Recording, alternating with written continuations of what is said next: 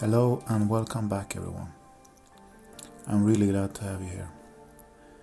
This time we are going back to 2018 before my story continues.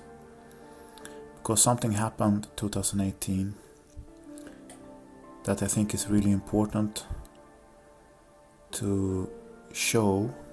First of all, that I speak the truth. Because when you listen to this story, you will see that there is some evidence here that something happened to me 2018. And I think we start with that before we continue with the story, how I lose the magician and I get into the hands of the grace. I am out in nature this time, and I was sitting in a really nice place close to the water on a high cliff, but I don't have any professional way of taping. I'm just using my phone at the moment. So I heard on the tapes that there were some sounds from the mic. So I hope this will come good when I do the editing. And if there is a little bit this wind sound or something in the mic, it should be minimal, only at certain times. I hope you can find it valuable to listen to that anyway. So with that being said, the story continues with my first real live UFO contact. In 2018 I was a trainee pilot, and I was doing exercises in the traffic circuit, as it's called. I was doing takeoff and landings, and on the downwind leg in the traffic circuit, which means that you have the wind in the back, suddenly at the 45-degree angle on my left side, and when you're flying a private plane, when you're the pilot in command, you fly on the left side and you have the left wing closest to you. So this object comes, it's gray, and it comes like a bullet. And I could already see straight away when it was coming that the trajectory was too perfect, and it wasn't affected by wind or anything. It was a bit windy that day, not extremely, but it was a bit windy. And it didn't move like a plane, it just came straight, perfect. It wasn't bothered about the wind or anything. And it was going against the wind in a 45-degree angle towards me. And I just saw it, and it came like a bullet straight to my left wingtip, 2-3 meters from my left wingtip. And seamlessly, without any effort, without anything, it changed from going against the wind to going with the wind on the downwind leg as I was going. And at the time I actually didn't reflect on that because it seemed so natural and I was a bit shocked.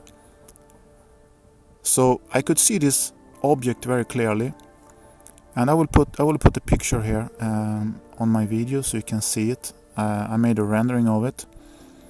And at the time I didn't know what it was, but I know now that it was a grey reptilian unidentified aerial phenomenon. It was one of their ships. I don't know if there was anyone in there, but the small greys that are presumably biological robots, they are very small, so maybe they could have been in that. It was a little bit bigger than half the size of my Piper PA-28. And it had these wings it had wings, but they were not aerodynamically efficient. You can't fly it. It had these things going out on the side. It was like wings, almost like a bat shape, but they were stiff, and they almost looked like the joints were movable, and it wasn't flying, so I don't know why it had that. Otherwise it looked almost like a bullet, like a drop shape, and it was gray. And so it followed with me downwind for a little while, and I could feel that it was watching me, and suddenly it banked 90 degrees. And when a plane banks 90 degrees, it means that the wingtips point straight down to the ground. So it banked 90 degrees, showed its belly to me, and then took off in a total of 90 degrees from its original trajectory. And it went like pop, pop, pop, and it was gone.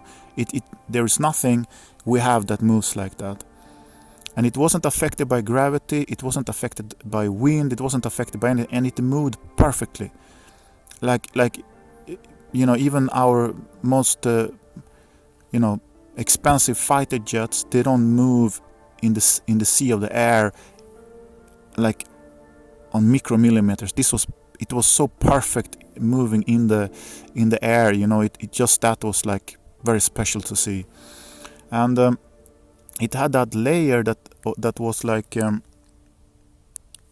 sort of a diffuse layer around it, almost like the ants of the wars that you had on the TV in the old days when there were nothing on the channels. Like this see-through, like small area around it that was like almost moving around a little bit around it.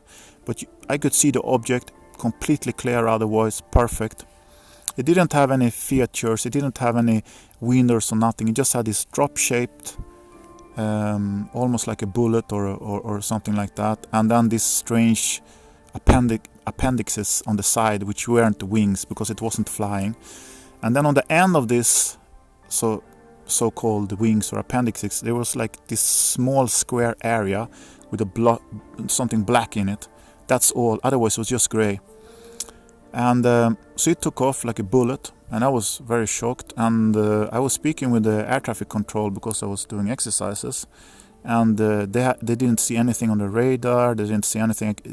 I didn't tell them, but I could hear that if some object came like that, they would have warned me, because it was coming directly on 1,000 feet, directly against me.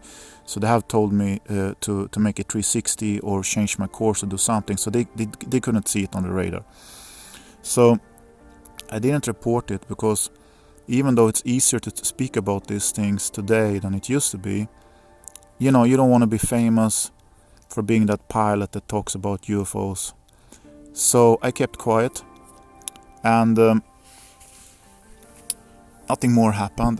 Of course, I told my family members, and they were laughing, UFO and so on, the story, and I wrote it down. I painted it on paper, like, this is what I saw. I swear. Yeah, we believe you, and so on. Yeah, okay. But anyway, it was a very strong experience. It was very close, and I didn't understand what it was then, but I know now, and you will follow this story that I'm telling you, and you will understand who they were and everything. So, but sufficient to say, they were the Greys or reptilians. They work together. So I start my airline transport pilot license, and in 2019 I have a medical, and we have a very nice air medical, an old Swedish woman, and she knows most of the pilots that fly here, and she's a really nice lady. And I had booked my medical for my license. You have to check your medical status every year or every second year, depending on the license you have and so on. And it was time for my checkup, and I had booked it, and it was in the training facilities in Västerås. So I was on my way in my car to Västerås, and I was very close to Västerås. They have this field where they have built a lot of solar panels, and I was driving there, and suddenly there were no air in my car. So I couldn't breathe good, and it went very quick. This is just seconds. So just in some seconds there were no air, and I started to move the ventilations on the car, like, what is it? Is the heat on? Why is it so hard to breathe? And then I started to think, like, do I have anxiety or something? Because I had a lot of pressure in this time, because I'm a bit older, and I have I have a full life to take care of. Plus I was doing this that is very expensive, and I'm not a rich man. I have a lot of passion, and I always dreamt of flying. There's nothing better than being up in the air, that's, I can't explain it. It's the most beautiful thing. But anyway, so I was in my car, air was going out, and I couldn't breathe, and it came to the point that I feel I'm gonna have to stop the car. I'm gonna faint, because I was breathing and there were absolutely no air. So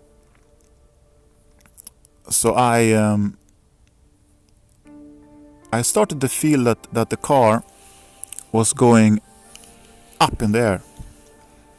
So I was starting to feel that the car was going up in the air, and I could see that the road in front of me was getting a little bit diffuse, like I was getting into some field or something. I wasn't going off from the road, but it wasn't the oxygen, that I didn't have oxygen. It was like some visual field. Something was distorting the visual field. But then I started to feel I'm going up. Me and the car is going up in the air. And it was just some second, and I couldn't breathe, and I was choking in the seconds. And suddenly, I was down on the ground, almost like a small, like you could feel the gravity of going down. And I feel this enormous pressure differential between my left side and my right side. And on just as I got down, I felt like I got down on the road, and I take my first breath. I just hear this thump in my passenger car door on my right side, and you can hear that something went through the door and the metal, and you can hear the metal moving on the outside of the door because something went through it. So it makes this thump, and you can hear the door like really loud moving. And then just after the thump, I have a great pressure differential in my air, and my air drum is either releasing or retracting because of a pressure differential, and it makes this really big bang in my right ear, like a really pop, like a big one, and I feel it in my eyes and everywhere because it's so high and so loud. And there is something called barotrauma that divers can get, and even pilots, because there are different pressure levels. If you go up, there are less pressure, and the lower down you go, the more pressure you have. And if your cavities in your body doesn't have time to adjust, you can get trapped air and so on. And so obviously I had been somewhere where there was a great pressure differential, but it was only on my right side, and my air popped, and that thump went out from through my door. So I go to the air medical in the airport. I meet her, I do all the checks, leave all the tests and everything, do the electrocardiogram. Everything is fine, no problem. And then she's gonna check my air, and so she starts with my left one, no problem. And then she starts to check my right ear, and she gets shocked, and she just stands up. We were sitting, and she was sitting. She just stands up and starts to walk in the room, and she puts her hand and finger in front of her mouth like she has seen something she haven't seen before. And she walks back and forth, and I'm looking at her like, because I know that there was some strange thing happened to me, and it wasn't that air just now, So, and then she comes back and say, you have something there in your right ear. Have something happened to you, or something? Is this something that has happened to you recently that could be the reason for this? And then I tell her, no, I can't tell her about these things because, what I'm going to say. I just had a pop in my air in the car. There is no pressure differential there, so I can't tell her that. So she looks in my ear again, and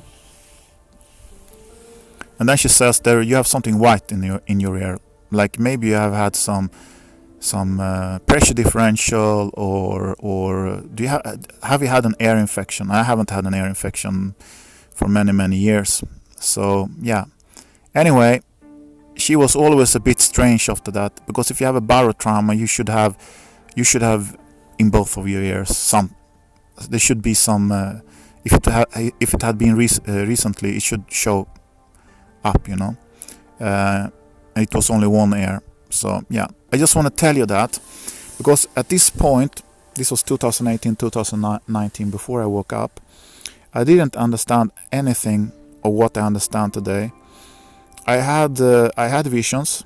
I had a lot of contact with deceased people sometimes, and I got a lot of messages from the spirit world always.